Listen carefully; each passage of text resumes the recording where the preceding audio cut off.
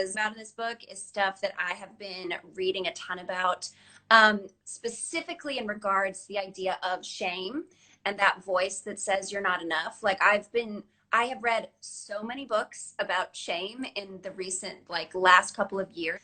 It better in my own world because it's a thing I experience and has crippled me at times, and that I've had to work through a lot of shame in my life. And I remember reading, because you talk about Brene Brown, and she's this amazing kind of lioness of information and wealth about shame. And I remember feeling that it's really like shame is a thing that like women feel mostly. Like that was my own sort of narcissistic sense of how shame affected people. It must be affecting women worse than men. Men don't seem to be. And then reading.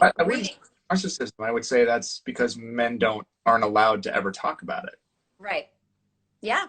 Because what happens is what I'm learning about shame is that shame thrives in isolation. What it wants to do is isolate you from yourself, from other, and from God. Like that is ultimately its goal. So if it can keep you in your own echo chamber, it reinforces itself, and it continues to carve those neural pathways in your brain that keep you spinning and spinning and spinning.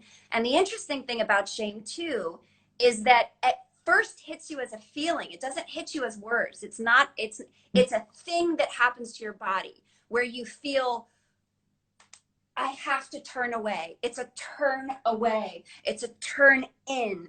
And the more inward you stay, the more power it has.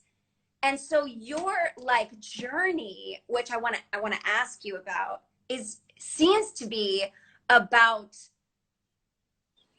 pulling all of that darkness away so that you can bring it into the light, because only once it's in the light does it stop having the power.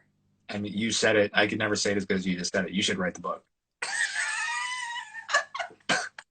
Like, why didn't I write? I should have written that. Right? That's my own enoughness. Better than I did.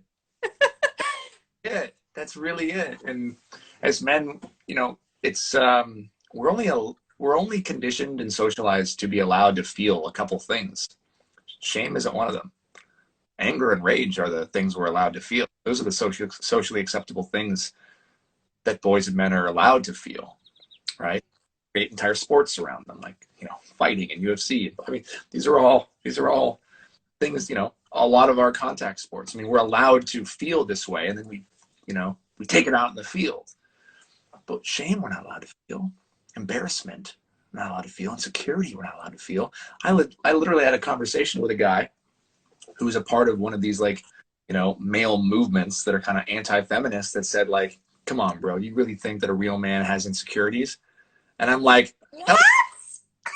There's an entire group of men out there that think they're not even allowed to have insecurities. That if they get to a place of being man enough, it means they're free of all of it. And I said, bro, it's the opposite. When you get to the place where you're man enough, it's when you allow yourself to feel all the things that you feel, because it means you're human enough.